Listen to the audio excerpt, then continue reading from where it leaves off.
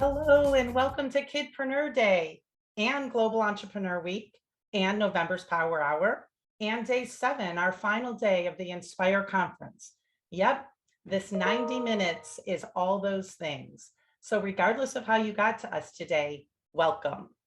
I was thinking about the opening question, when do I have my best ideas? And I think like many of you, I have them in the shower, or I have them when I'm taking a nice long walk, preferably with a friend, and we're talking and walking at the same time. I'm interested to learn about today's kidpreneurs to see if they too have that same kind of thinking time that I do. I'm Robin Eisen. I'm part of the Young Entrepreneur Institute's Kidpreneur team, along with Chick Thompson from WagiLabs, Susan Harmelling from the Lloyd Greif Center for Entrepreneurial Studies at University of Southern California and her students, and Scott Mann from Venturelab. We created this day for you today, where we will be celebrating and elevating youth in our second annual Kidpreneur Day. We specifically chose this day because it's a Thursday of Global Entrepreneur Week. Global Entrepreneur Week is a week-long celebration of innovation and entrepreneurship that takes place in ecosystems around the globe. Curious about where our participants are from? Well, here you go. You can see that this event is truly a global event as our ecosystem here at the Young Entrepreneur Institute continues to grow. And Maine, Michigan, and Hawaii have joined since we created this slide. So welcome, Maine, Michigan, and Hawaii. Welcome, everyone. If you came here from Global Entrepreneur Week, welcome. Today is Thursday, and we specifically chose Thursday because Young Entrepreneur Institute's Power Hours, which are professional development sessions aimed at educators in the K-12 field, take place on the third Thursday of the month. But we happily moved this Thursday so that we could capture the momentum of this movement. So welcome to our Power Hour. And today is the 7th and final day of YEI's Inspire Conference, a virtual professional development conference for educators, program directors, and funders with a focus on building the entrepreneurial mindset in K-12 students. All of these special days converge on this day, Kidpreneur Day. When planning this event, we thought, wouldn't it be great if we could get more students involved? So we partnered with Susan Harmelling from USC, who offered up this opportunity to her students in the upper level undergraduate entrepreneurship courses. These students went through an application process to work with us and to help us out. Ultimately, we worked with 4 students from a class called Management and New Enterprises and 2 students from the Fundamentals of Entrepreneurship class. These students helped design our Kidpreneur Day programming, and they really have helped out through from beginning to end. You're going to get a chance to meet a couple of them today, but know that all of our students have agreed to mentor our other kidpreneurs and have had a fantastic opportunity to do so under the guidance of both their professor and Chick Thompson from WagiLabs. And we thank you for that opportunity. So what did they come up with for programming? Our hosts are going to introduce us to 6 young entrepreneurs. They will brainstorm with them and work with them on some creativity exercises. And we hope that you will join along with these 2. And now I'd like to introduce you to Trey and Bellis from USC. Take it away. Hi, everyone. Thank you for tuning into Global Entrepreneurship Week. I'm Beta Saddam from Istanbul, Turkey. I'm Trey Russell from Los Angeles, California, and we're your co-hosts of Kidpreneur Day. We're both current students here at the University of Southern California. I'm a sophomore studying psychology and business, and Trey's a senior studying business and product design. Both of us have been involved in entrepreneurial ventures, and we're so excited to explore the works of like-minded students this evening. This week has been proclaimed as Global Entrepreneurship Week, and to highlight the young entrepreneurs out there, we've created Kidpreneur Day, a day where we celebrate the bright and innovative minds of young entrepreneurs all over the globe. During this 90-minute stream, we're going to be highlighting several kidpreneurs and demonstrating the 4 key skills it takes to becoming a successful entrepreneur. We'd now like to take a moment to thank our hosts, the Young Entrepreneurs Institute, USC Lloyd Greif Center for Entrepreneurial Studies, WagiLabs, Venturelab, and Operation Smile. Without them, none of this would be possible. So, Trey, why don't you start us off? What exactly is a kidpreneur? A kidpreneur is one who uses the 4 C's. This is curiosity, compassion, courage, and finally collaboration to come up with these ideas to solve challenges in their community and around the world. So curiosity is the mindset of a kidpreneur. This is your ideas, your imagination, and the voice in your head that creates the powerful ideas that help you solve problems. With curiosity, we can help each other make a difference in our communities and even around the world. Curiosity means asking questions, whether big or small, to help understand how the world around us works. Without it, humans would have never have come as far as we have today. Our next C is compassion. Compassion is the heart of the kidpreneur. This is the way you treat others, the way you listen to their ideas. As entrepreneurs, we have to remember that not only do ideas come from all over the world, but also from our friends and family. Compassion means we care about these people, treat them with kindness, and help those in need. Compassion might look like giving a hug, making a card, or saying something kind. It's empathy in action. Today, we'll be having 3 interactive exercises, and in one of them, you'll get to learn empathy and compassion by walking in others' shoes to discover how they feel and to identify what they might need. Courage is a strength of a kidpreneur. These are the muscles that hold you up when making tough decisions and will help you trust yourself to do the right thing. This can mean asking challenging questions, brainstorming multiple solutions, taking risks, and never being afraid of failing, and sharing your ideas with others. Getting ready to make that jump, courage is the inner strength that will guide you along the way. Courage will help you run faster, go farther, and believe in yourself and your ideas. And finally, our final C, we have collaboration. This is the ability to team up with others and create real solutions. Having a team means being open-minded and giving feedback to others. Together, we have the power to develop ideas that will one day change the world. As we always say, teamwork makes the dream work. Although it can be hard to do sometimes, working with friends, family, or even fellow classmates can be the difference between a good idea and a great one. So remember to reach out to others and find your team. Together, these 4 C's make the kidpreneur, a fearless and innovative explorer of the world. Now we're so excited to introduce our first kidpreneur, Charlotte.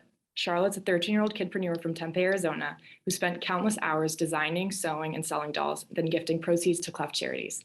Please welcome Charlotte. Hi everyone, my name is Charlotte Gould. It's nice to be here. I love what everything is happening. All right, so I'm going to start out. I'm Charlotte's coach, and I want to ask what inspired your entrepreneurial idea?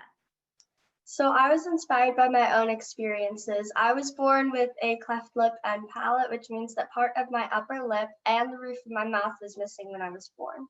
I had something that I loved to hold on to while I went through my surgeries, 4 of them, but before I turned 4 to be exact. And it was this. It was the doll that I made to look just like myself. It's hard to find things that can look like yourself when you just have a little bit of differences. So it had my braids, my glasses, and it even had a little scar on its lip. I started carrying it around and I really loved having it with me. Then I found out that my dance teacher was having a baby and her baby would have to go through a lot of surgeries too. So I made a doll that looked just like her baby with stitches where the child's open heart surgeries would be. And people started asking for more and more of them. And the one doll turned into 20. And then we were able to make 800 to help kids going through surgeries. Oh, that's amazing. So what were your doubts and fears when starting this, and what helped you believe? I was really, really worried that I wasn't going to reach enough people and that I wasn't going to be able to help as many people as I could. So I just kept going and I kept going, and I was able to send dolls with the help of Operation Smile to places as far away as Guatemala and Timbuktu, and also all around the United States. So who gave you support to start this amazing idea? I got support from my family, my parents, my sister, my cousins, my aunt, my uncle, and my grandparents. They've always been here for me and have always supported me. My mom and dad they're always there, and grandma's house has sort of become a sewing station. So why should other kids become an entrepreneur? Being an entrepreneur is one of the most rewarding things that you can do. You can always help people and you can always grow yourself as a person by helping others. How would you help other kids getting over the fear of failure? You just need to breathe and look back and remember that you've helped one person, at least one person in your life. No matter how small the impact was, you've at least helped somebody. And if you keep going and ignore the things that people tell you to stop or that you won't reach enough people, if you keep going, you'll eventually help as many people as you can. How can these kids find what they're passionate about? The best way to find what you're passionate about is to find something that you love to do. For example, I love to sew, even though I have a deathly fear of needles. So I started making my dolls and I was just able to keep going. And I found something that I really love to do. I found a problem, which was that people have to go through surgeries alone, which is a terrifying thing to go through, especially for a kid who doesn't really understand. And so I found this problem and I found something that I love to do, and I made that the solution. Right. How did you get the resources to make these dolls? In 2017, I won the Jif Peanut Butter Award, and I was given a $30,000 grant to grow my business. And so with the grants, I redesigned my dolls so that way we could get them more and more places. I grew my team and employed a mother-daughter company in Mesa, which is about 15 minutes away from my home, and they help us to mass produce hundreds of dolls. And so now whenever somebody orders a doll, we can just send it out right away. Nice. How has being a kidpreneur changed your outlook on the future? Being a kidpreneur changed my outlook because it means that I can do more. I think I've done a lot and I would like to keep going so I can get dolls everywhere. So going off that, we're going to brainstorm a little about your idea. So how do you want to expand this and this entrepreneurial idea? I would love to expand my business by getting my dolls in the gift shops of hospitals and eventually joining the nonprofit organizations. And how did you have to adapt your business model with everything that went on with COVID? Well, during COVID, I had to adapt my business model, so I completely stopped making dolls and I started making masks for nurses and doctors, and I was able to make about 400 masks in 3 months. That's amazing. Well, thank you so much for answering my question, Charlotte. Awesome. Well, Charlotte, I love your idea. I have a scar on my forehead from skateboarding about 4 or 5 years ago, so maybe I need a doll myself. I don't know. I'd like to see one with a big mark right here. But thank you, Charlotte. Thank you, Natalie. Next, we'd like to move on to our second kidpreneur, Telerio. Telerio is a 13-year-old from Columbus, Ohio, starting his business at the age of 7 as a mushroom farmer. Telerio is working as a food activist, participating in local markets, and even landing his products in some of the finest restaurants around town. Please welcome to the screen, Telerio. Hi, Telerio. I'm working with Telerio today as his presentation coach. It's my honor to introduce him, but Telerio, why don't you go ahead and tell us a little bit about yourself? So my name is Telerio Watkins, and I'm a 13-year-old mushroom farmer. I started my business when I was 7 years old after a Cub Scout project ended. We grew cat grass and basil, and it was so interesting I wanted growing stuff. Then my parents wondered what we grow in the winter, and I said mushrooms because mushrooms can grow in the dark. That's awesome. So can you tell us a little bit about your journey and what inspired you to grow mushrooms?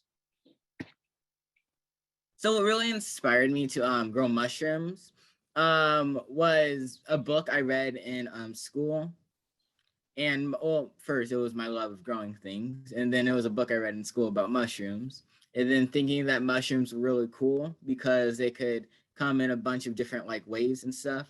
And I really liked how interesting and intriguing and different they were from other things I've learned about. Yeah, that's definitely something very unique to grow. When you were deciding, what plants to grow, and then you decided on growing mushrooms, did you ever have any doubts or fears that it might not work out as a business? Most of the doubts and fears I had was not being able to make enough money or not being able to get the money to start the business or kick it off, and also probably not having like the preparations for actually having the products and stuff. And how were you able to get through those doubts and kind of challenge some of those ideas? Well, I had my parents who supported me up and actually did most of the actual business work. But besides that, I did have business mentors that did help me through questions I had about how a business actually works. That's really great. It sounded like you had a great support system around you, and this whole process wasn't just something you did on your own. So, do you think this is something that other kids can do? And if so, why should other kids become entrepreneurs? Yeah, definitely. Other kids can definitely do this. And the reason I feel like kids should become entrepreneurs is because it's a great way to get your dream and beliefs out there.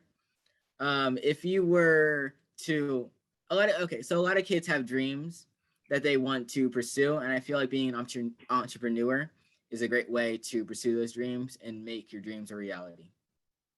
That's really inspiring of you, Talario. Can you touch a little bit on what your dream was when you were younger and how this helped you achieve your dreams? So my dream when I was younger was to become a superhero, and I technically did accomplish that dream because I'm actually a Hunger Hero from No Kid Hungry, an organization that helps kids helps kids all around the world strive off hunger because some kids don't have enough food to eat in their communities. So I'm actually a Hunger Hero for No Kid Hungry, and I do Friendsgivings like every year to raise money and awareness for childhood hunger. So in a way like that, I feel like I'm kind of a superhero. Yeah, no, definitely. That's definitely a really cool thing you're doing. Can you touch a little bit more on sort of the people you're working with and where your mushrooms are going after you grow them? So the people I mostly work with are my parents. My dad and me do most of the cultivating and the mushroom picking. And my mom is the business manager kind of way. She usually helps with the social media and stuff and make sure that we can get out there and are more recognized. So, but after the mushrooms are actually harvested and we get them in packaging, we go to farmers markets, or we used to go to farmers markets to sell them. It was a fun because I got to meet a lot of new people. But we also sell shiitake and onion soup mix, which is basically my shiitake mushrooms dried up and then grounded up. You can find this on my website, tigermushroomfarms.com. That's really cool. So you're currently working with different partners. And so when you were building up this company and this business, did you ever fear that it wasn't going to work out? And how did you get over that fear? What would you recommend to other kids who have these dreams but are kind of afraid that it won't work out? Yeah. Actually, there was a lot of fears that I had, and along the way of having a business, and some mistakes that I might have made. But I got over that because one thing about fear and failure, you shouldn't really fear failure in the first place because you can use that failure and your mistakes to build you up as structure so they can keep going and become stronger in the future. That's definitely true. And speaking about the future, where do you see your future with the business being? How has this inspired you to do something else later down the road? Where I see my business going really is being able to mass produce my mushrooms in a way so that they can be all around the world. I'm also hoping to either cure hunger around the world as well, which is one of my biggest goals. So I actually have a nonprofit to help me with that called the Garden Club Project, and that helps me. The goals of the Garden Club Project is to end childhood hunger and to encourage kids to eat healthier. That's amazing, Clario. Why don't we kind of brainstorm some ideas on what you're doing right now and how you can expand your business? So right now you grow mushrooms and sell them in different parts around the world. But aside from just growing mushrooms, what are some ideas that you have for you to expand your business beyond that? Some ideas we have. Well, we don't have anything, but we are thinking about mushroom themed clothing so that we can brand ourselves more in different ways. I actually also have a book that I wrote when I was 9 years old that I'm hoping to get into more places like libraries and stuff like that. Then there's obviously my shiitake and onion soup mix, where it would be great to get those into more stores and have them around the world so that people can buy them and chefs can use them as well. And then I also want mushroom themed cards. So kind of like flashcards that you can have that has like different mushroom facts on them. Yeah, those are amazing ideas. Thanks so much for sharing with us, Talario. That will pretty much wrap up our section. Everyone give it up for Talario, and I'll go ahead and now pass it on to Luca for the next portion of the program. Before we go on to Luca, I thank you guys. That was so cool. Talario, I definitely have a newfound appreciation for mushrooms now. I wanted to ask you a quick question though. What's your favorite mushroom dish? Do you have any recommendations? My favorite mushroom dish probably is grilled cheese, mostly because I like putting mushrooms in grilled cheese. I like putting mushrooms in a lot of things, actually. Okay, I definitely need to try that then. It's on my list. Thank you so much. Okay. Now, to give you more information on our first exercise, we'd like to introduce our friend Luca. Luca's currently a junior at USC studying trumpet performance. Take it away. All right. Hello, everyone. I am so happy to be here and to be running you through our first exercise. So, as Bayless just said, I'm Luca, and I'm going to ask for a couple of our friends to join me on this one. If we could get Ethan, Natalie, and Bayless up here with me, that'd be fantastic. And so, yeah, right now I'm going to talk to you guys a little bit about compassion, which is one of our 4 C's. So what does compassion mean? It means walking in someone else's shoes. It means understanding the way people feel and being able to internalize it and just live their life for a second, understand their issues and what you would do in that situation. So which by the way, I mean, if we're looking at the past 2 wonderful kidpreneurs we just interviewed, those are some extremely compassionate people with some very great ideas to solve these issues.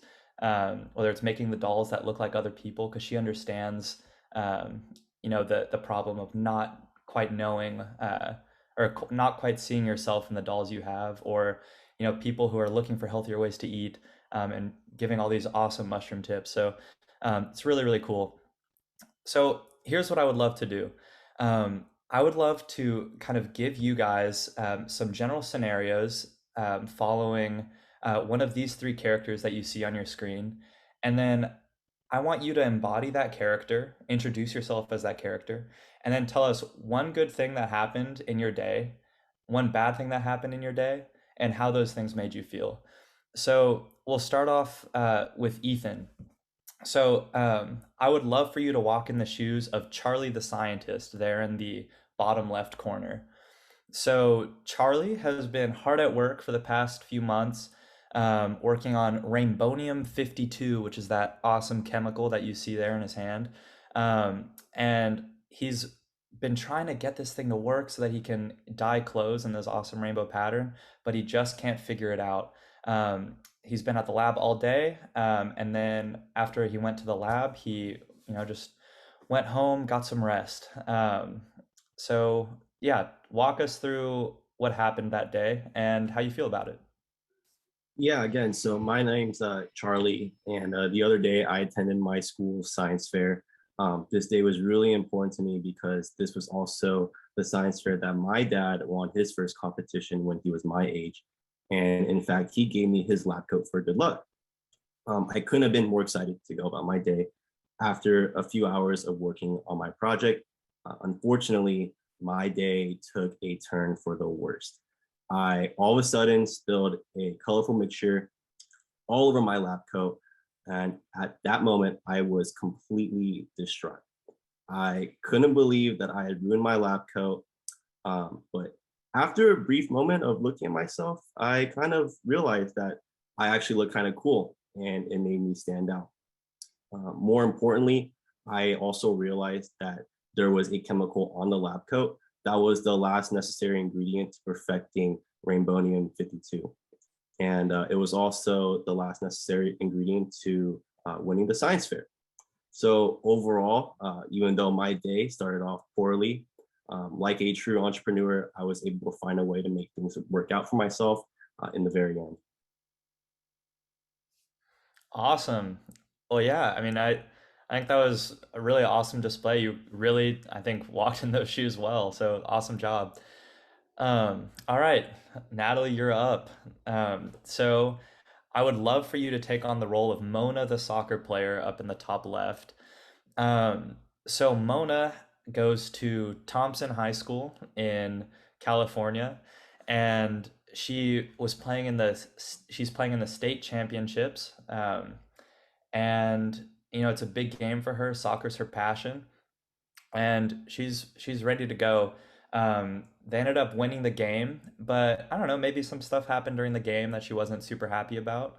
And she went um, home afterwards, talked to her parents, and settled in for the night. So, how about you? You take us through that day. What happened? All right. Hello, guys. I'm Mona, the soccer player, and I was in a very important soccer game yesterday, and I didn't end up passing the ball to one of my closest friends, and it really hurt her feelings. The person I did pass it to ended up scoring, and that's the reason we did win this important game.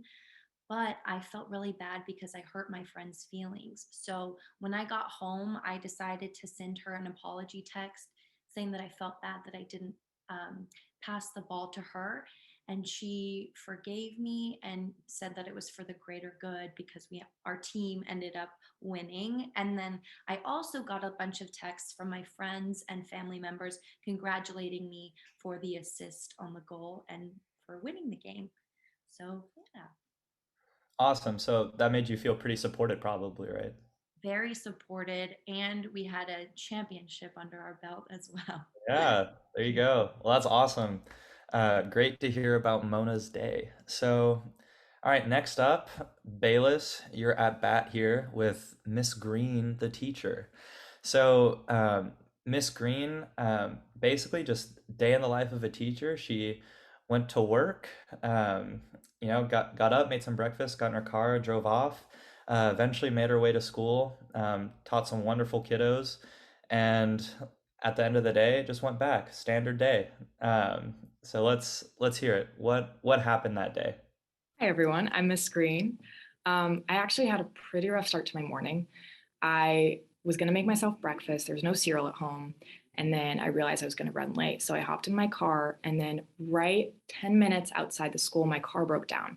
So I had to call my coworker. She had to come pick me up. And I was just really anxious because I thought I was going to be late for school and I didn't want to let anybody down. So it was a pretty bad start to my morning.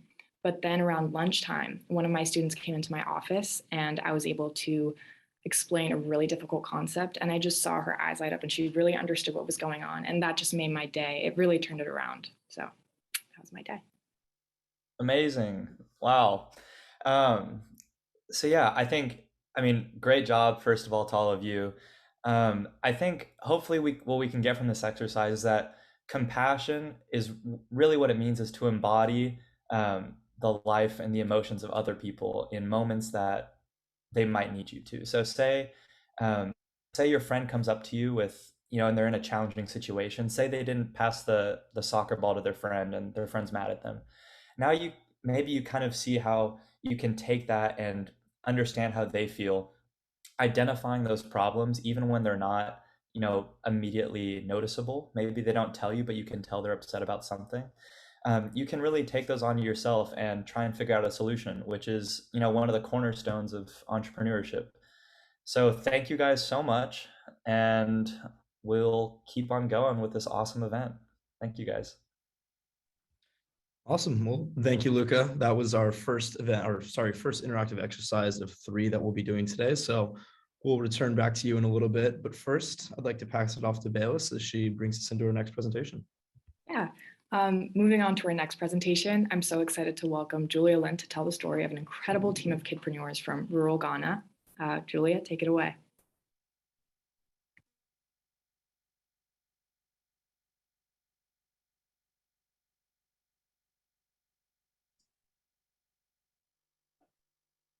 I don't think Julia Lynn is on. I haven't seen her on. So why don't we switch over to James? Yeah, no worries. Perfect. In that case, we'll talk about Julia later, but I want to introduce James Arrigo, who's going to tell the story about our fourth kidpreneur, the amazing Gavin Ward from Hebron, Kentucky.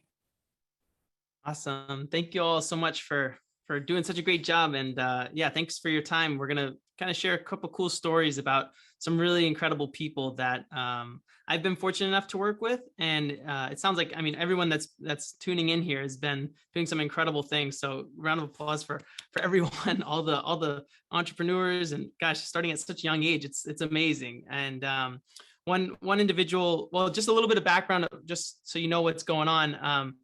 I work with kids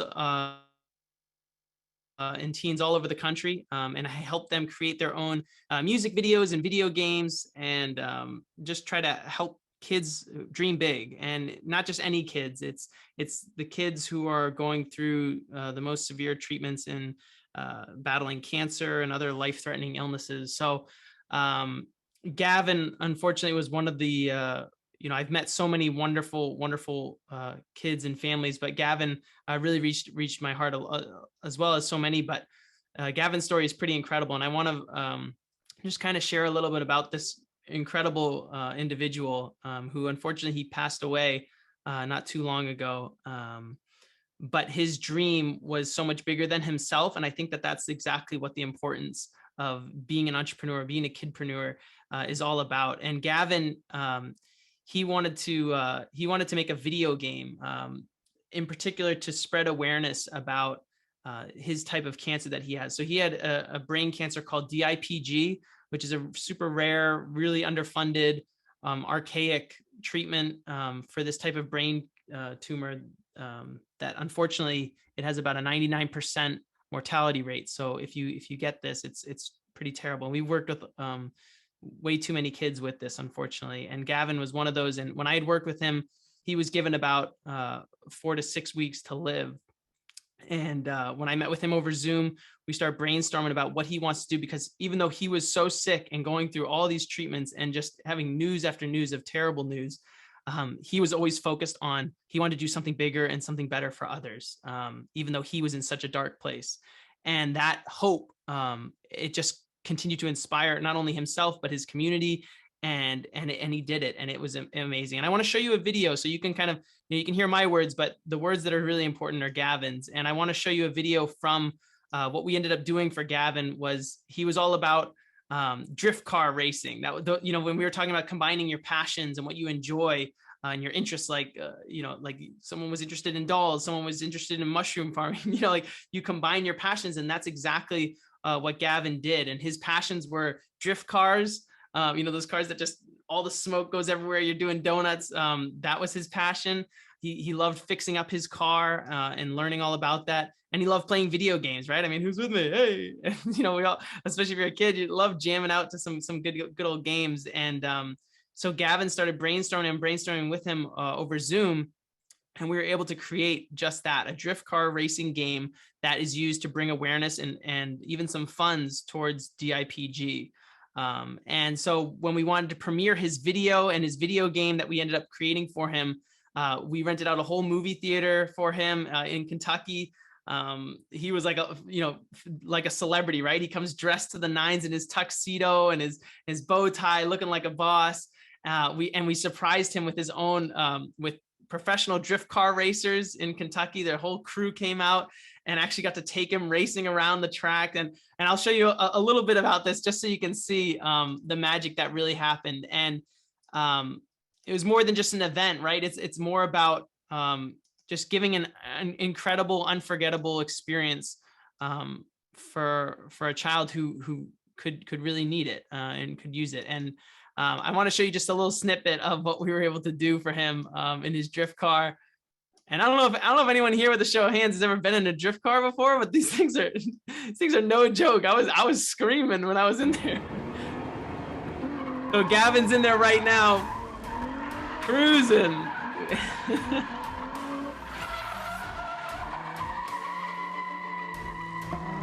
Woo-hoo. So we rented out the whole mall parking lot, got the police to approve everything and took him a couple of laps, and his family was there and everyone was cheering him on. And it was just absolutely incredible. I don't know if anyone else's palms are getting sweaty at all watching that, but you're in there. And and you can hear him saying, legit, brother. Oh my gosh. Oh my, so amazing. How are you guys doing? Oh my God. I want to go. You want to go? So you can see how much fun that everyone was having. And we had this whole surprise day to make it a big event for him, for his idea, right? And his idea was to make that drift car racing game. So we set the scene right. And we had the whole movie theater to himself. The Fast and Furious ended up getting involved, and they sent him a ton of gear and just, unfortunately for Gavin, that brain tumor, it made him so he couldn't, he wasn't able to walk very well anymore. It changed his whole speech. And yeah, so unfortunately that brain cancer. I was given 9 months. Yeah, I'll just let him talk. And It's more powerful. here I am 2 years later.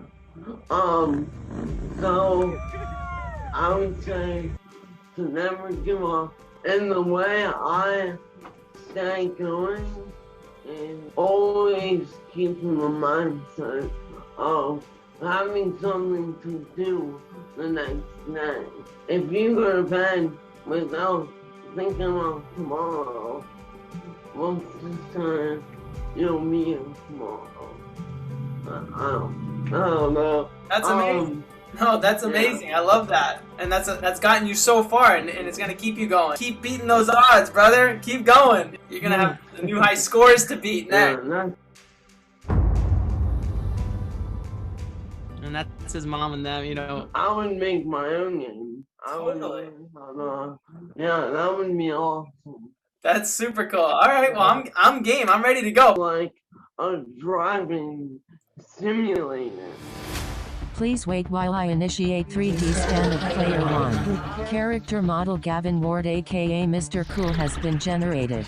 Drive safely. In the game, I would want something to honor VIP here. Nice. Instead of coins, have little medicine. It'd be like cure for VIP kids. And then like you gain a certain amount and then you win. Greetings Gavin. The city looks nice tonight. Your mission sounds simple but it is far from it. Find the medicine, find the cure. Godspeed.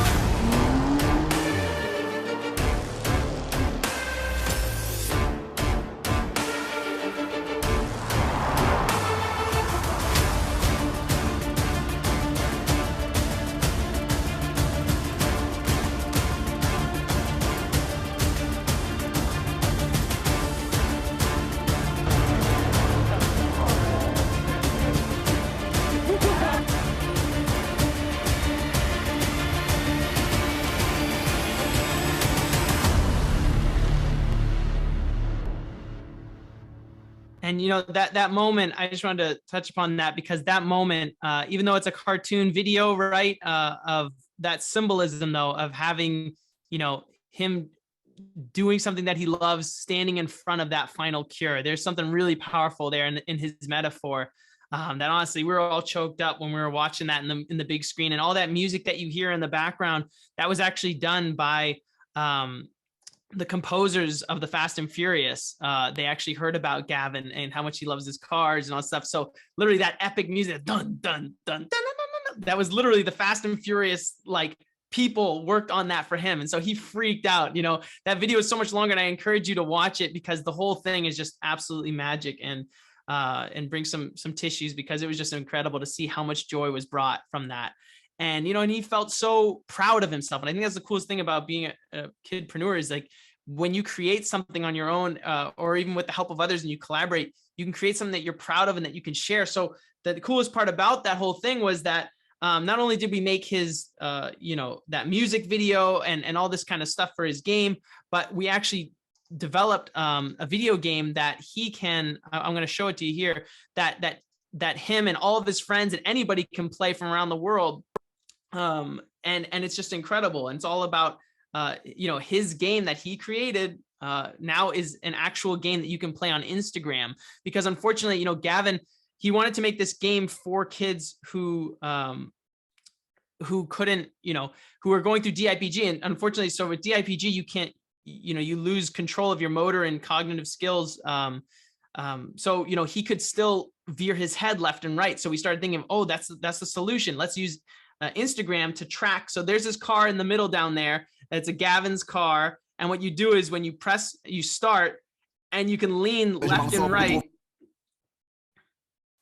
and you can collect all of these coins. So anyway, I don't know if you all can see that, but yeah, there you go. So so you can all play this game and actually collect these coins, and not coins, they're the medicine that he talked about, and it was just so cool to see that, using the tools that you have available to you. Like so many people have Instagram, right? And Facebook, and all that is applicable to it. So you can just go on, play Gavin's game. And even though he's passed, you can still honor his legacy and spread this awareness about DIPG in a video game. There's never been a video game about this type of brain cancer, let alone cancer in general, and so we use Instagram to help all these other different kids that we've worked with all over the country and all over the world create some really incredible stuff. But Gavin had that kidpreneur spirit of how can I use what I enjoy and how can I use it to help other people, even though I'm suffering. And it's like, when you can think like that, and you can live your life dedicated to others, even though you're going through so much, it's something truly, truly remarkable. And again, we've met so many people, and Gavin's legacy continues through that. So I encourage you, everyone, to try his game, right? Go to Instagram.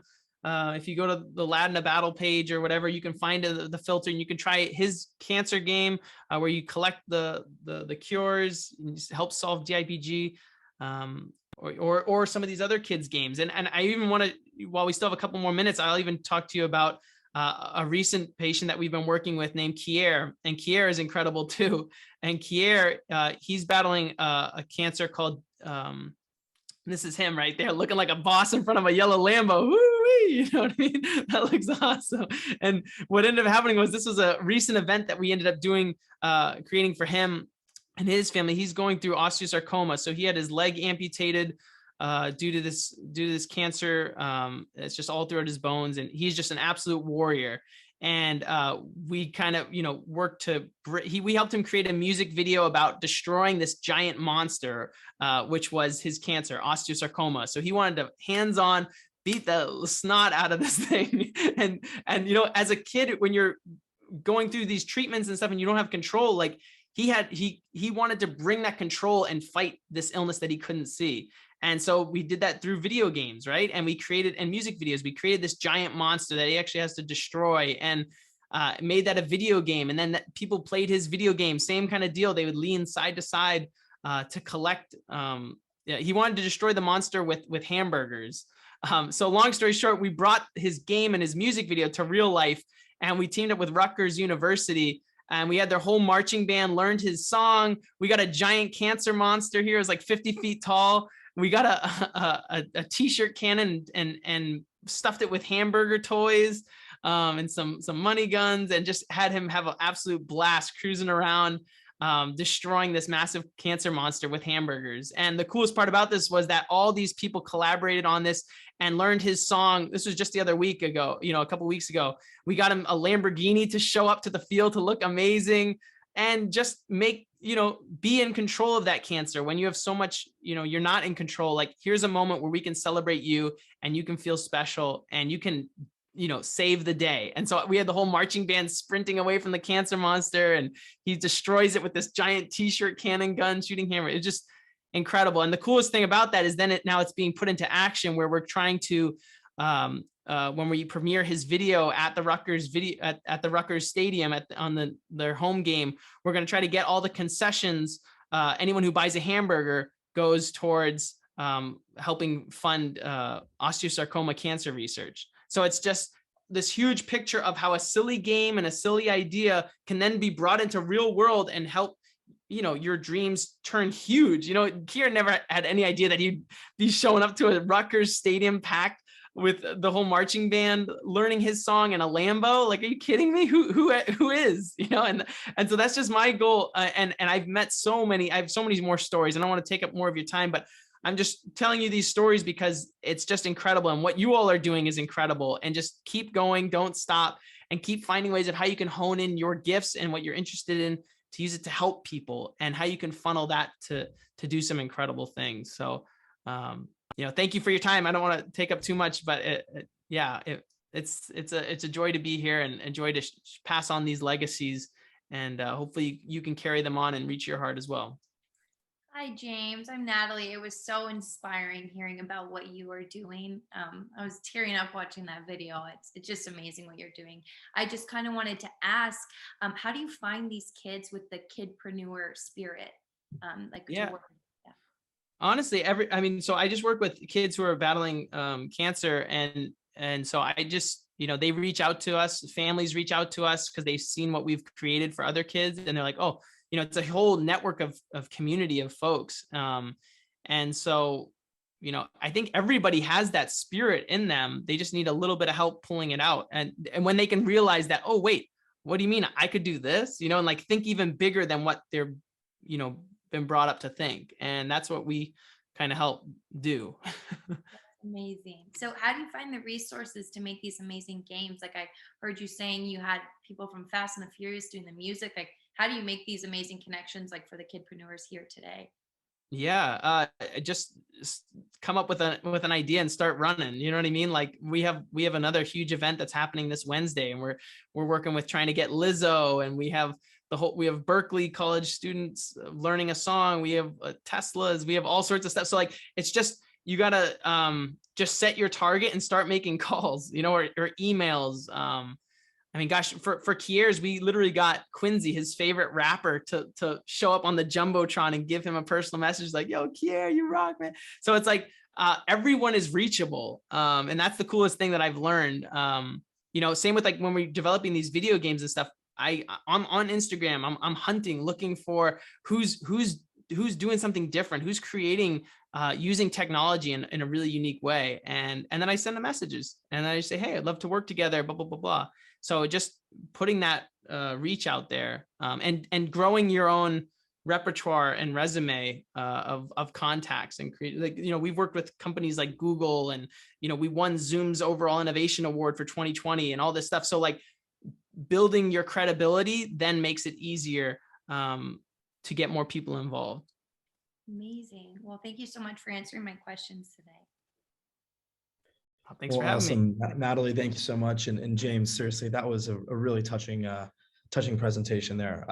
I can speak from personal interest that I would definitely love to play the game. And yeah, the drifting is crazy. So it's really cool that you were able to find, what Gavin was passionate about and create change from it. And I think that's such an essential part of entrepreneurship, is being passionate, but also using that passion to, create a world that's better for others. So thank you for sharing your story. And dude, I got to say, your energy is amazing, man.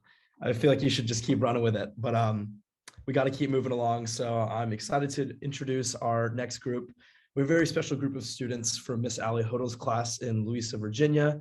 Ms. Hodo's class has been very hard at work. Hey, Trey, can I come on in? Yeah, we definitely need to put Julia Lynn is now on. So can she come on in, and then Allie will, got to do. Yeah. Awesome. Well, in that case, we'll bring on Miss Julia Lynn. Julia, if you want to take it away, she's going to talk about her class from Ghana. Thank you, Trey and Chick, and everyone for kind of being here today in this one. Sorry, I'm in between work calls, so I do have this time frame here.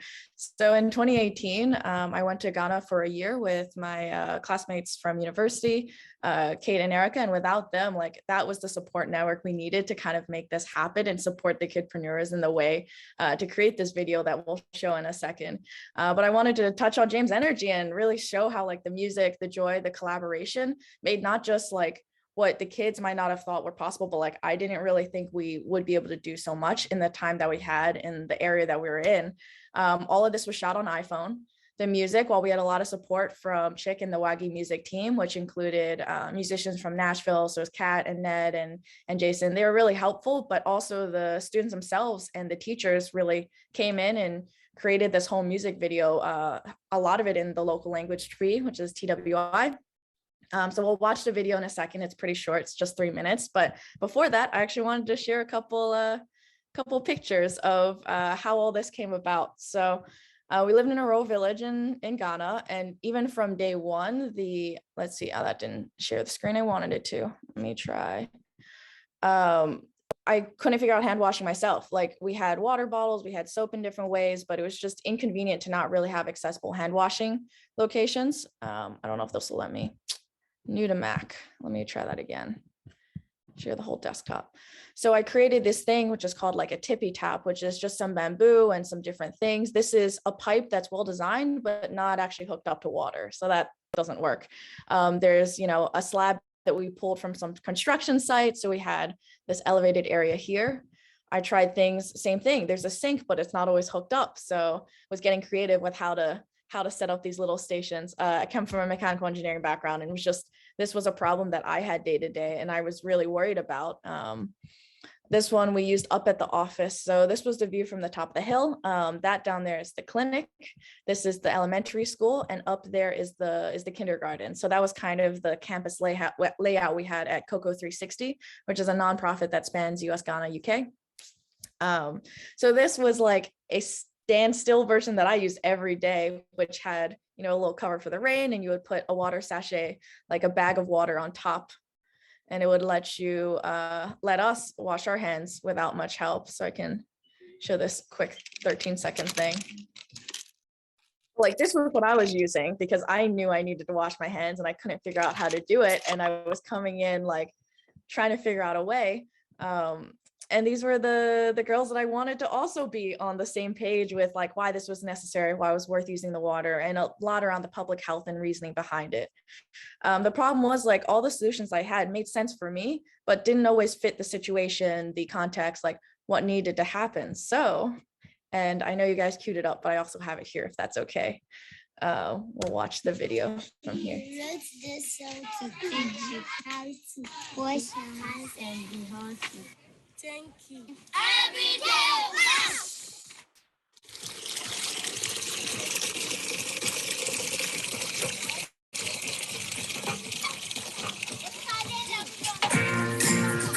Have fun. 1 and 2. Every day, wash. Every day, wash. Every day, wash your hands. After with your hands, shake hands with friends, healthy, and strong.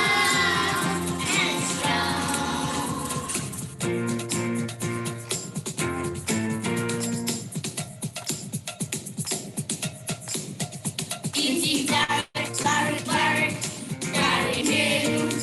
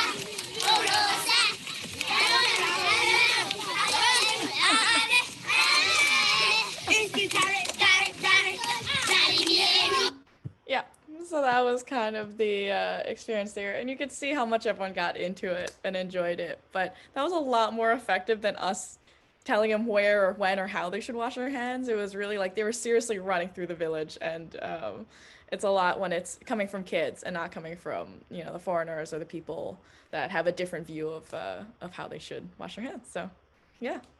I got probably 5 to 8 minutes to take some questions, and I would love to hear what you guys think of it. Hey Julia, I do have some things to ask. First of all, what an amazing thing you did. That's so incredibly well, I mean, the first word that comes to mind is compassionate, you know, like you really found an issue that was important to them and then found a way to, I don't know, frame it in a way that made sense. How did you even think to do a music video in the first place? Jake probably has more context for how all this happened, but I went with two of my good classmates. We had an iPhone, we had a guitar, and we just like singing and dancing is such a part of the culture there. So as long as we had this structure of like, we're gonna write a song, we started it. It worked out much better in Twi because they were more familiar with it than in English, and they came up with it and were just running with it. So really like, we had some of the structure of like, we want a verse, we want a chorus, we want to have it in English and Twi, but they really came up with all the rest and took it and ran with it, literally. So, Wow, so the kids actually helped you write the music. My Twi's not that good. So that was the other thing. It was like, it had to be collaborative. Like we weren't going to force them to memorize these different phrases. They really, you know, came up with the lyrics and the tune and all that themselves. Wow, that's amazing. And you saw, you think, I mean, clearly it did, but you saw the impact that your video had on the community, right? Like, did you start seeing people wash their hands more and, you know, just having the kids be the ambassadors? And I feel like that's the whole like kind of spirit of Kidpreneurs, is that they're owning it for themselves and their approach. So me telling them to wash your hands before class or different things like that in that one location didn't always work, but having them kind of remind each other and you know, have the social part of it helped a lot. Awesome. Okay, well, thank you so much for coming to show all of this. This has been truly amazing to see what you did, and congrats on all of that. And thanks for stopping in. Team effort, and definitely the kids. Like I couldn't have, even anyone that's been in that teacher position, you know, you can't force people to be engaged, but when they do, you got to run with it. Yeah, I mean, they seemed like a great group for sure. Thanks. Yeah. Well, awesome. Julia, thank you so much for presenting. I'm glad we got you in there. And I think that song's going to be stuck in my head for the rest of the day. I'm definitely going to have cleaner hands now for sure. But yeah, awesome. Well, moving along, we'd like to welcome back Miss Ali Hodo's class. Once again, they're from Louisa, Virginia. And what they've been doing is they've been hard at work over the last few months, helping their local community by designing and building everything from park benches to birdhouses for local elderly homes. Their bright ideas have come to life with the help of local high schools and impacted many as they've entered the community. Please welcome to the screen, Ms. Hodel and her 4th to 5th grade students. Hey, everybody. So I'm Allie Hodel. Like Trey said, we are located right in Central Virginia. So I have a little presentation I'm going to show. So I'm going to share my screen.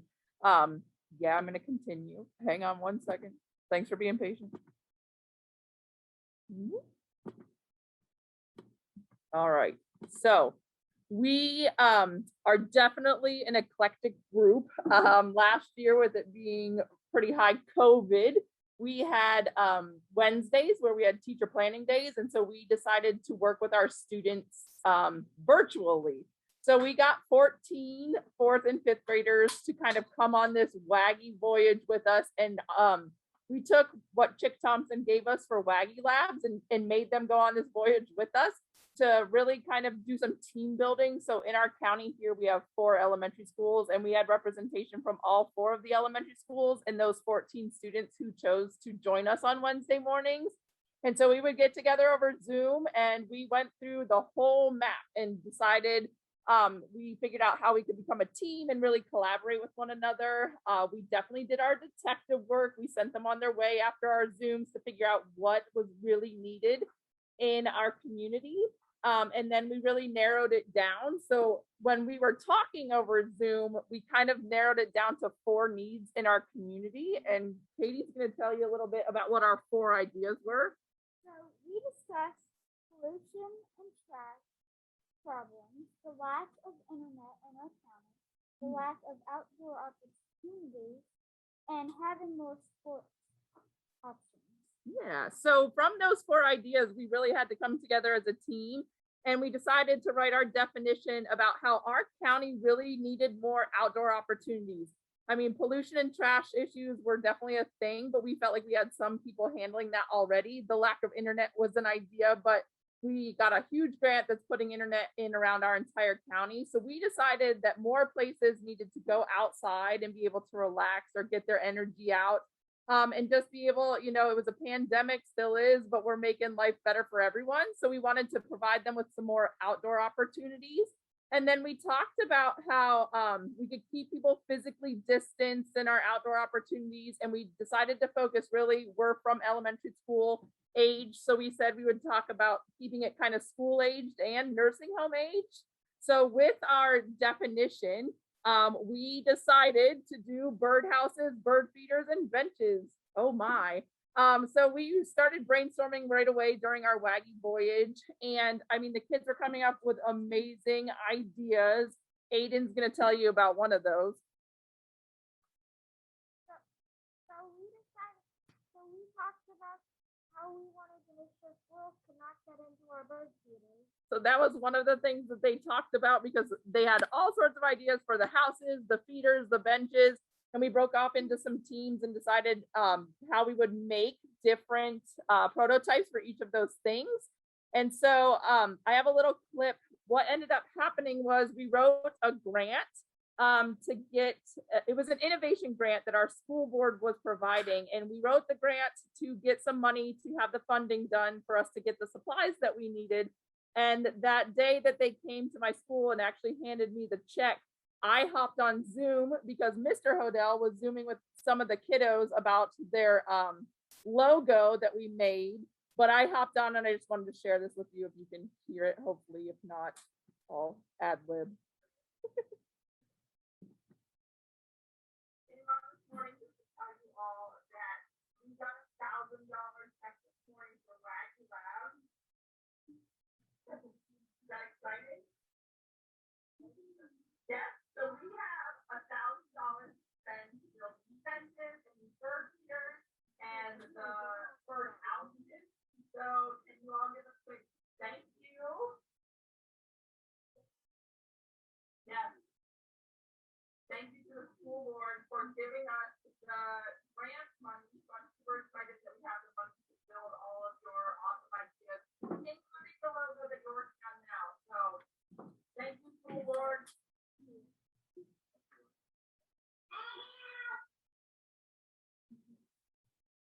So even if you could not hear that, just to see their faces when I told them that we won $1,000, everyone was very excited. And so Aaron's going to tell you a little bit about that. Sorry, hang on. Next. What do you want to say, Aaron? We got to hold a big check, and that was really exciting.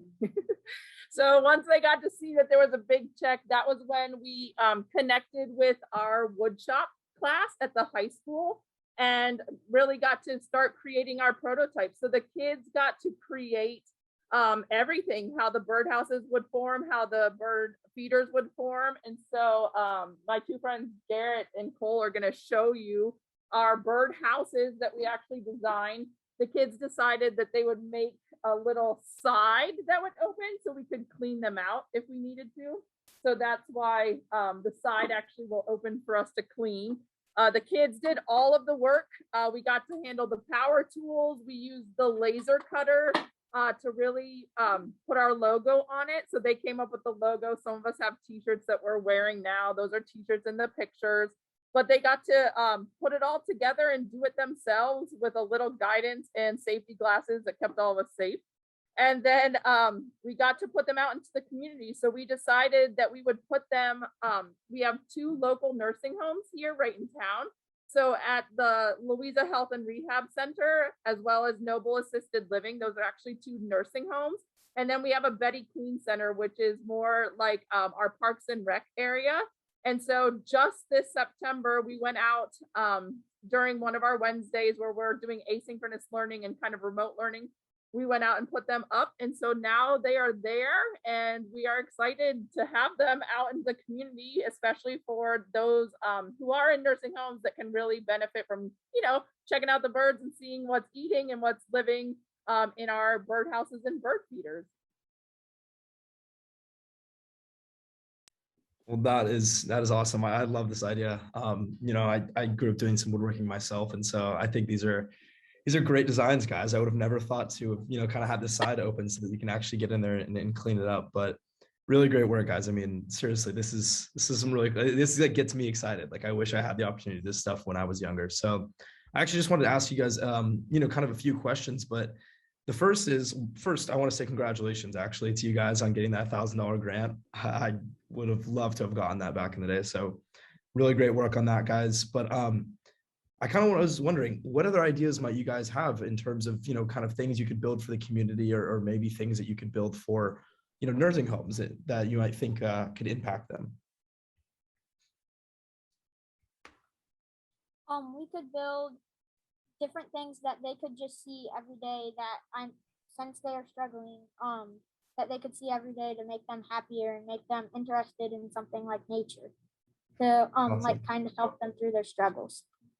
Awesome. And how did you guys ultimately decide on doing the birdhouse? I think it was a struggle coming up with like one idea that all 14 kids had and doing it, virtually. But I think that like they were very into nature. They wanted to kind of figure out a way to not only build with their own hands, but also then help the elderly. So birdhouses it was. That's what we came up with. Sweet. And then what was your guys' favorite tool to use in the wood shop? What do you guys like? The big saw. The big saw? The huge saw. That was the best part. Really? Was it scary? Were you guys scared at all using it? No. Yeah, no, not at all. You guys have to be fearless. That's courageous right there. Well, awesome, guys. I think you guys have some seriously cool products here, and I think it's really cool to see how you guys have impacted the community with your projects. So I want to thank you guys for hopping on today. I'm glad the whole class can make it. And Ms. Odell, thank you for bringing your classroom. Yeah, thank you guys. Awesome. Well, we're going to be moving on here. We're going to bring Luca back onto the screen for our second interactive exercise. So I'm going to pass it off to Luca now. Hello. So yeah, I mean, I'm not someone who usually is at a loss for words, but I'm pretty speechless at these ideas. It's so incredible to see, the creativity that's gone into these projects, whether it's, making, come on, an awesome video game, or, making the music video, or these birdhouses. It's really incredible and super resourceful. Creativity is something that I think in any aspect of your life will serve you well. If you can bring just the mindset of, what can I do with this? How can I push this idea further? What can I do with what I have? That's something that's just gonna, move your life to places that you never even thought possible. And just like running, just like, anything physical, it's a muscle that you can exercise. And so how do we do that? Well, if I could ask for Bayless and Trey to come back up on the screen, I think I have a pretty good idea on how to do that. So for everyone out there who's interested, there's this game called the Extraordinaires. It comes in a big blue box like this. And it's really, really, really cool. If you're interested in working on your creativity, I highly recommend it. And I think we're just going to play a couple rounds for you guys right now. So how this works is we draw a character card and come up with a problem for that character. So for example, let's see, I'll just pick a random one. So here's one that I drew. It's a fairy. And then we would think, okay, well, we draw this card and say, oh, look, the fairy needs a form of protection. And so we'd kind of think about, oh man, what does the fairy have, in its world?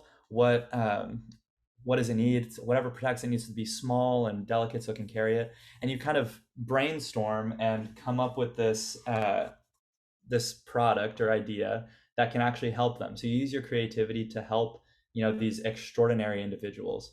I actually played a few rounds of this myself and really liked it. And you can see I have kind of all sorts of sketches out here, a big list of ideas. And I would love, Bayless and Trey, do you guys want to play a couple rounds? Yeah, let's do it. All right, let's do it, guys. All right, so let's see. Bayless, your card is Beatrice the Giant. Okay. So a little bit about Beatrice here. Obviously pretty big, right? She's honestly really nice. She helps kind of these townspeople get up and down the ski lift.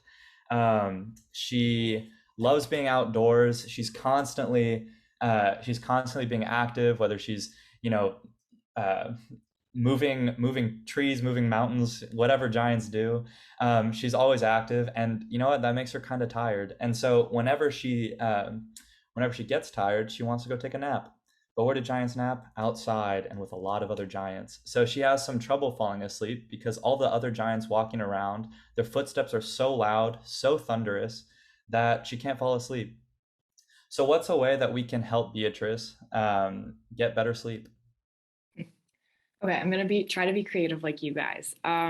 So first of all, since she's going to be sleeping, we can come up with like earmuffs, and they can be like really comfortable. So maybe we could borrow like wool from the sheep in Giant Land so that when she's sleeping, obviously like it doesn't hurt her ears.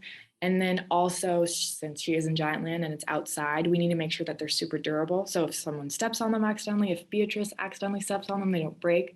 So maybe we could use like the bark from the trees in Giant Land that are super sturdy, or at least that's what I hear.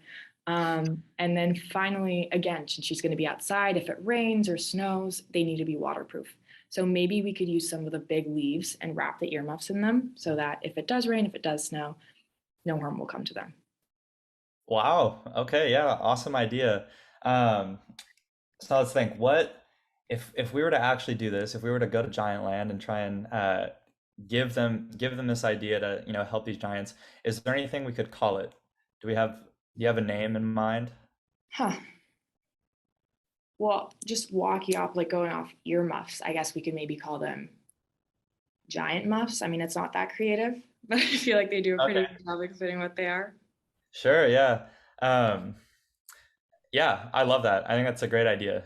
Giant muffs. We could, I think maybe we could even call them as heavy sleepers if we want. Much better. Much better. Let's go. Yeah, let's yeah. just the thought, but yeah.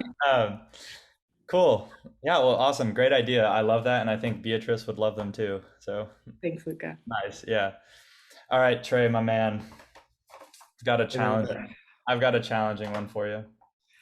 Oh no. I don't know. You're testing my creativity here, huh? Yeah. So your card is the ninja. So this is Johnny. He is a world-class martial artist, super secret ninja. And you know what? That takes a lot of time. Johnny is constantly traveling. He's exploring different cultures, going on secret missions. It's a lot to handle. So, someone in Johnny's position needs to blow off some steam. So how does he do this? Well, if you check out the back of this extraordinaire card, you can see Johnny performing with his rock band as a drummer. So Johnny's kind of developed this passion for drumming. The only issue is that the other ninjas can't know, because they're so secret that they don't want to, they can't know that he's, building up this awesome fan base and performing for crowds of thousands all over the world. But, he needs to keep it up. He needs to practice. So what's a way that Johnny could practice his drumming in the dojo without the other ninjas knowing what he's up to? Well, like my first thought is ninjas kind of have to chop and punch. Obviously, they're martial artists. So maybe he can sort of practice his rhythm and stuff by using his hands.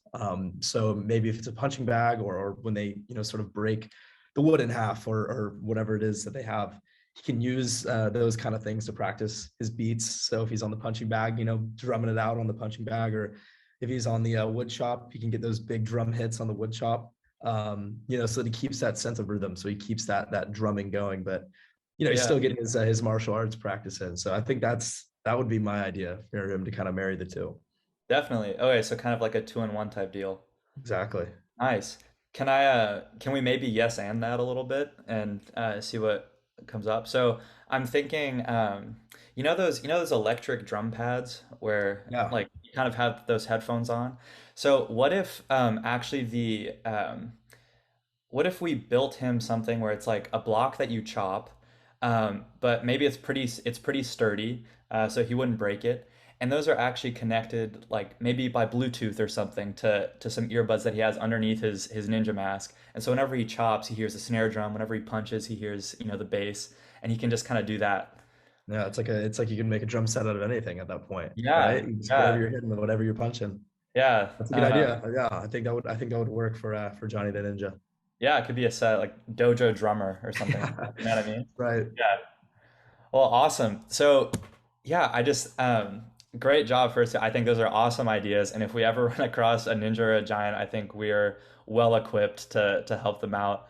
And I hope this shows everyone that there really is no bounds to what you can do creatively, and no bounds to the people you can help if you let your imagination roam free, explore, and don't say no to the ideas that you come up with. Really, really explore it. And I think you'll be surprised at how creative we all really are, especially when we work on it. So yeah, thank you guys so much, and we'll be moving on. Thank you so much, Luca. I had a lot of fun, and I'm sure Trey did too. Last, I'd like to welcome to the screen Jabez and Christopher Jenkins from Atlanta, Georgia. Jabez and Christopher turned an activity they love to do into their very own business. Please give a warm welcome to the Bowtie Brothers. How's it going, everyone? My name's Ethan, and today I have the privilege of introducing Jabez and Christopher, 14, 16 years old, from Atlanta, the founders of Kings and Gents. So with that being said, Jabez and Christopher, I was just wondering if you guys could tell me a little bit about your business and what kind of inspired you to do this. Well, I would say when I was 9 years old, I had a career day in my elementary school, and I had a thought on what I should do. So I asked my mom if she could help me make 30 bow ties for boys and 30 hair bows for girls out of the scraps of fabric that we used to make when we were kids for pillows. And I took them to school the next day, and I sold out within minutes. That's awesome. Yeah, that's always great to see early success whenever you guys start out in a business. So, you guys have been doing this for a while. If you've been doing this for a while, you had to have failed at some point. So, or, had some sort of setback. And I was just wondering if you guys could just tell me, a time you guys were set back, and, how did you learn to move on from that? Well, really, we don't decide, not really decide, but we don't really think of the word as fail. We just brainstorm about the situation and move on from it. So we just think about what should our next thing be, because, everybody makes mistakes, we're not perfect, but we're like, what, we're going to get this done, get that done, and move on from there. Right. Yeah, I mean, it's always great, a big trait of being an entrepreneur is that you got to be adaptable in every situation. So I was just wondering, you guys, again, been doing this for a while. What keeps you motivated today to keep doing this? I would say definitely family, because with family brings everything. They bring love, joy, happiness, and they just keep you motivated and keep us going. Yeah, that's great. I mean, I think we could all say, we draw inspiration from our family and everything. So, and that being said, who gave you support and the resources throughout this this venture? And, when you did need additional support, how did you go about asking others for help? Well, we really got our support and our resources from our first customer, because she actually helped us a lot. She needed like a lot of bow ties and pocket squares for a wedding. And she really helped us out then. And then we was like, what? We just made a lot of money. We just sold a lot of bow ties and pocket squares. So I think we can really, really go further into business with this. It was like, what, let's just actually get started into this. Yeah, definitely. Money talks, right? So, what were some of your doubts and fears, when you guys first started out, and how were you able to overcome those fears? Well, I would say some doubts that we would have is if people would like us or not, because when we first started, we wasn't as confident, but our family, like I said earlier, they brought us up and they motivated us to have high confidence and to keep going no matter what people said. And that's what we've been going from ever since then, just to keep moving. Nice, I love that. So, how would you recommend for, people your age or, when you guys first started out, how do you recommend that they find their passion and kind of follow in the footsteps that you guys went through? Well, I think what you should really do is just listen to what your heart is telling you. Don't do anything that somebody's forcing you to do or do something that you don't want to do. Like if you go somewhere and be like, oh, I want to do this, I want to do that, and somebody tells you, no, you can't do this. Just think to yourself and be like, I told myself I can do this. I can do anything that I put my mind, my heart to. So as long as you got a good mental and a good heart, you can do anything you put your mind to. Awesome. Yeah. So how exactly has being a kidpreneur kind of changed your outlook on life? I would say it's changed both of our lives tremendously because we've met a lot more people and they've made us do a lot better things in the world. We've changed a lot of people's minds and helping them do better things with their lives, and just changing the minds of young kids to where they are now. It just gives us a good idea. Yeah, that's great to hear. It's always great to, see that the work you do help others. Okay, yeah. So just to move on into our brainstorming session, I was just wondering if you guys can expand on some of the things that you guys plan to do with your business and your podcast within the near future. Well, we want to expand our business with more than just bow ties, like t-shirts, cufflinks, socks, shoes, all types of different things. And with the podcast, we want to expand with new seasons, like multiple seasons of shows, like series, documentaries, all types of new things that we can, establish with our business. In terms of like those documentaries and other things that you guys mentioned, what topics do you guys want to cover? I would say whatever programs would air our shows or TV series or movies, we want to just expand and get our message out to the world if we can, as many people that can see it as possible. That's awesome. Yeah, so a lot of the kidpreneurs today, they talked about how they wanted to do this to help their own community. Can you talk about some of the ways that your business has kind of helped your community if that did happen? Well, we help our community by teaching kids like teens, young adults to keep their pants pulled up, because in Georgia they made a new fine. It's $25 and it keeps going up and up if the police catch you with your pants sagging. So we sent out a message telling people they should keep their pants up. We're supporting them by helping them get their pants up, like keeping no holes in their shirt. We've been thinking about, we're trying to get this together, but we've been thinking about making like bag meals and having bag foods and going to homeless shelters and homeless facilities and handing out food for the homeless people. Yeah, that's great. I mean, that's an awesome message. Well, thank you so much for your time. Thanks for presenting your business and taking the time of day to share with us. Really appreciate it. Thank you so much. Thanks for having us. Boys, thank you guys so much. I gotta say, it's been a while since I've worn a bow tie, so I gotta get my hands on another clean one. Gotta check out your guys' site. And Ethan, thank you for shooting those questions out. But sadly, our time is wrapping up here. So we just want to say, what makes a kidpreneur? Today, we learned that it takes curiosity. Just like Telerio and his impact on the community with his mushroom farming business, curiosity helps us push the boundaries of what's possible when we set our minds to solving problems. Moreover, curiosity means thinking outside the box to discover new ways to see the world, exploring and changing our perspective. We learned about compassion through Charlotte, about being selfless and empathetic, and constantly striving to help others. Through her dolls, Charlotte not only raises awareness about cleft patients, her fundraising helps provide them with the resources and support necessary to help benefit the cause. Being a kidpreneur means being courageous, having the strength to adapt to problems and keep pushing forward. Like Gavin and his courageous ideas, it's the strength in kidpreneurs that can help us achieve our strongest ideas and reach greater heights. Whether it be video games about drifting cars that inspire our peers to keep fighting, or even spreading awareness about the problems to achieve solutions together, courage means rising to the challenge and being a leader. Through Ms. Odell's class, the Bowtie Brothers, and the incredible team of kidpreneurs from Ghana, we were able to highlight the importance of collaboration when it comes to entrepreneurship. And with that, we've reached the end of our program. Thank you to everyone who tuned in today. It's been incredible to hear about so many empowering entrepreneurial trajectories. Hopefully now you all feel inspired to take your own leap. I know I do. Again, and we just wanted to take a quick moment to thank all of our sponsors, including Chick Thompson and Dr. Susan Harmeling, for giving us this opportunity to be part of such an amazing program. And I think we're going to pass it off to Robin now. Yes, thank you. And I don't even know where to start. I mean, this was amazing from beginning to end.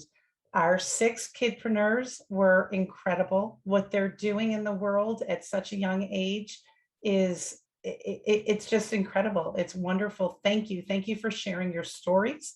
Thank you for inspiring us. Thank you for doing what you do to make this world a better place.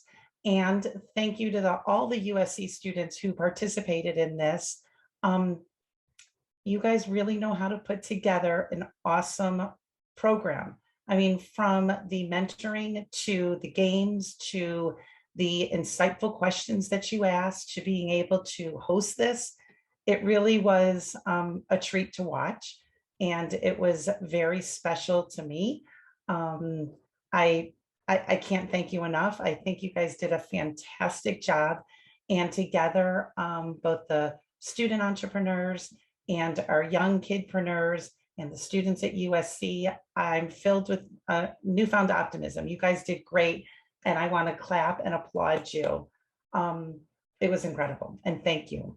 Couple quick things. Many of the students today, many of the kidpreneurs used curriculum to help guide them through this process. I think you saw the map, the WAGI map.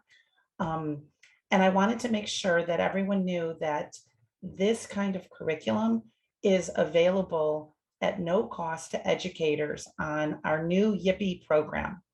Yippee is a new online marketplace for educators filled with entrepreneurship education resources, including the WagiLabs resources that you saw today, Venturelab resources, Challenge Island resources, the Startup Squad resources, and a whole host of other resources.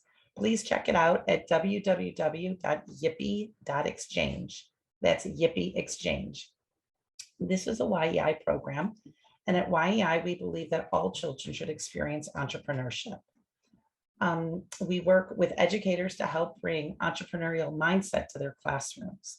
We'd be happy to meet with you and discuss programs and services that can help you with these 21st century skills. You can find us at youngentrepreneurinstitute.org. All of this information will be sent to you in an email that will also include a list of all the resources mentioned today, links to all the kidpreneur businesses, and your free kidpreneur playbook, sponsored by WagiLabs. Our next Power Hour will be on January 20th in 2020. It is a Thursday at 4 o'clock Eastern Standard Time. The theme for that day, we're going to be discussing how to find and access entrepreneurship resources. So I just wanted to thank you all again for joining us, to the amazing students at USC, to our 6 amazing kidpreneurs, to WagiLabs, and to Susan Harmeling from USC, and to everyone else who helped us make today possible, and especially to you for joining us. So thank you, and look for the email, which will also include a survey about today's event and how we can make next year's Kidpreneur Day even better. Thank you.